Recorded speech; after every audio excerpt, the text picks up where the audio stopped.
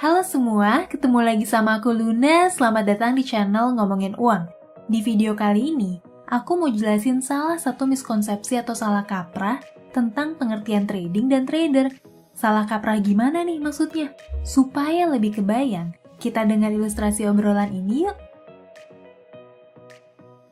Glenn, katanya kamu bisa dapat penghasilan dari rumah. Emang kerjaan kamu ngapain sih?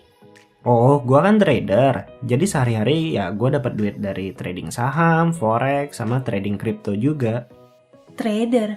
Oh, kamu main binomo atau Olimtrade-nya iklannya lagi rame itu ya? Oh, bukan lah. Kalau itu sih bukan trading namanya. Kalau aku perhatiin nih, masih banyak banget orang yang ngira kalau trading itu ya di aplikasi kayak Binomo, Olimtrade, dan sejenisnya. Padahal bukan. Binomo dan Olimtrade itu bukan platform buat trading. Dan para pemainnya juga bukan trader. Lah, emang bedanya apa sih? Sebelum bahas tentang Binomo dan Olimtrade, aku mau jelasin dulu nih tentang konsep trading itu sendiri. Singkatnya, trading itu adalah aktivitas jual beli dan orang yang lakuin aktivitas trading itu disebut sebagai trader. Sebenarnya nih, trading itu sama aja kok kayak konsep jual beli di pasar atau toko. Ada penjual dan ada pembeli. Si penjual tuh ngejual barang dagangannya ke pembeli, dan penjual tersebut dapetin keuntungan dari selisih modal beli dan harga jualnya. Simpel kan? Nah, dalam konteks dunia modern, istilah trading atau trader tuh sering dipakai buat mereka yang ngelakuin aktivitas jual beli aset finansial dan komoditas tertentu. Misalnya nih, jual beli saham, mata uang asing, emas, dan cryptocurrency kayak Bitcoin. Sama kayak transaksi jual beli di pasar, di aktivitas trading, ada barang yang ditransaksiin. Artinya apa? Ada aset yang dibeli, dimiliki, bisa disimpan, dan bisa dijual kapanpun. Para trader ini tuh bakalan dapat keuntungan atau kerugian dari selisih harga jual dan harga beli aset yang mereka transaksiin. Misalnya nih, aku ambil contoh dalam kasus trading saham. Aku punya saham BBRI yang aku beli di harga 3.100-an. Sekarang, harga sahamnya tuh udah naik 17%, jadi 3.600-an. Kalau aku jual sahamnya di harga sekarang nih, di harga 3.600-an, berarti kenaikan sebesar 17% itulah yang jadi keuntungan aku. Begitu pula sebaliknya, kalau harga BBRI itu turun sampai ke bawah harga beli aku, dan aku jual rugi saham tersebut, selisih antara harga jual dan beli itulah yang jadi kerugian aku. Itu adalah contoh dalam konteks jual beli saham. Hal yang sama tuh juga berlaku nih buat aktivitas trading lainnya, dari trading forex atau mata uang asing, Bitcoin, obligasi, emas, dan lain-lain. Intinya, seorang trader tuh membeli sebuah barang di harga tertentu, memiliki barang tersebut, bisa menyimpan barang tersebut, dan bisa menjual barang tersebut di harga yang lebih tinggi atau lebih rendah. Ini adalah konsep trading secara umum, dan orang yang lakukan aktivitas tersebut disebut sebagai trader. Nah, terus aplikasi Binomo, Olimtrade, dan sejenisnya itu gimana? Kenapa aktivitasnya tuh kurang tepat disebut sebagai trading? Terus keuntungan yang didapat berapa sih? Pertama nih, kenapa sih aktivitas di Binomo dan Olimtrade itu nggak tepat disebut sebagai trading? Jawabannya sederhana kok.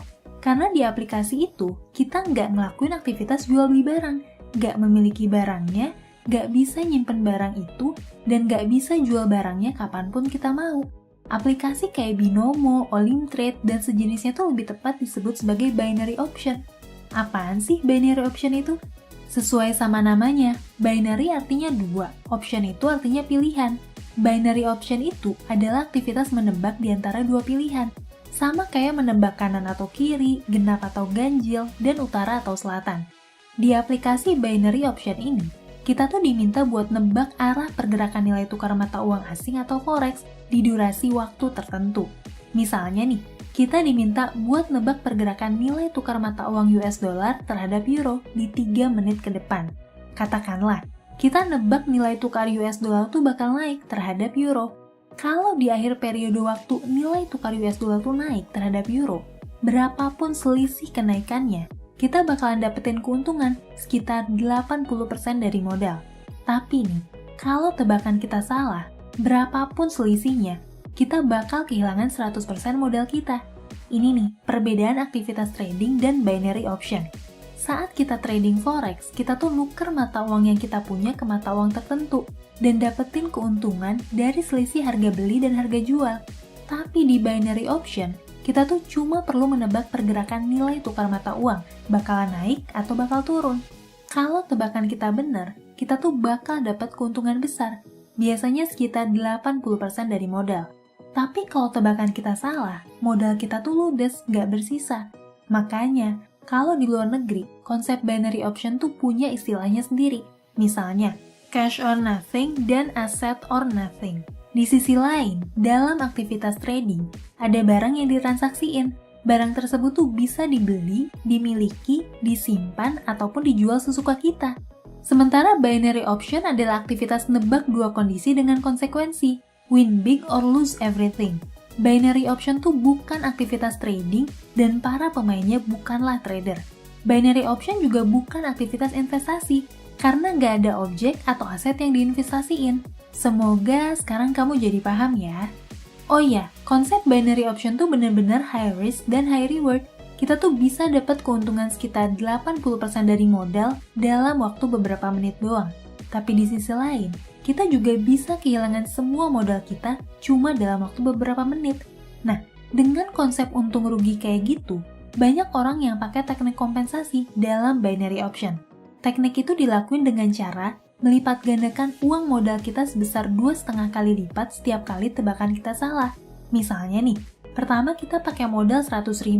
Kalau tebakan kita salah, di transaksi berikutnya kita tuh pakai modal 250.000. Kalau tebakan kita salah lagi, kita pakai modal 625.000 dan seterusnya.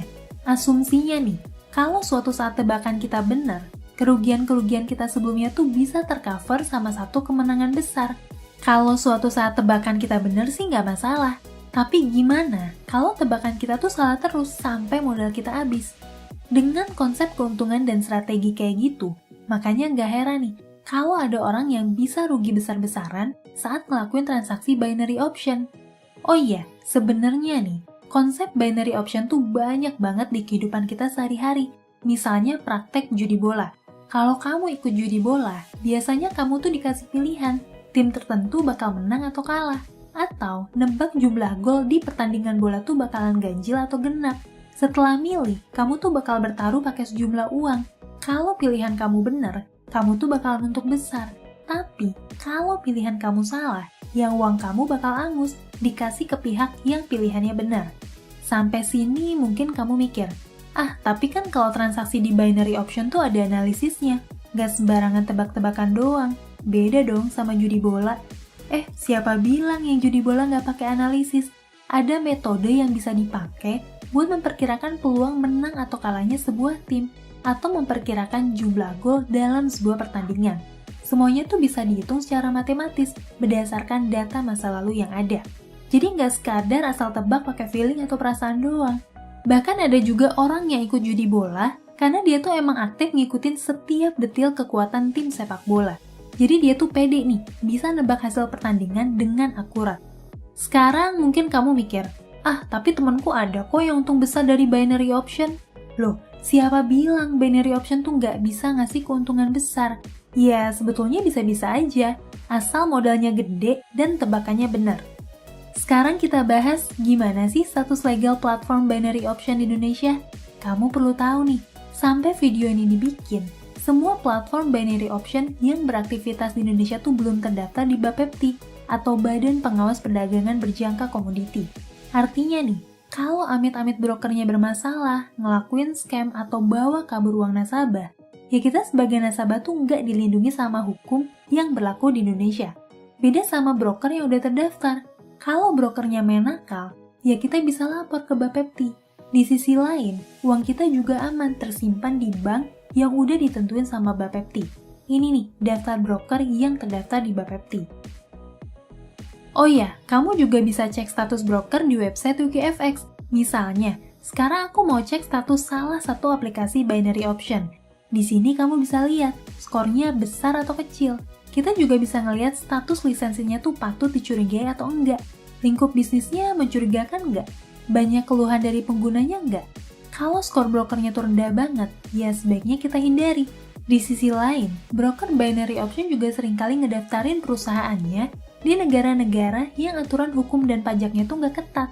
Biasanya di negara-negara kecil Mikronesia, Polinesia, atau negara-negara kecil di Afrika. Nah, semoga kamu jadi lebih paham ya apa itu trading dan apa itu binary option.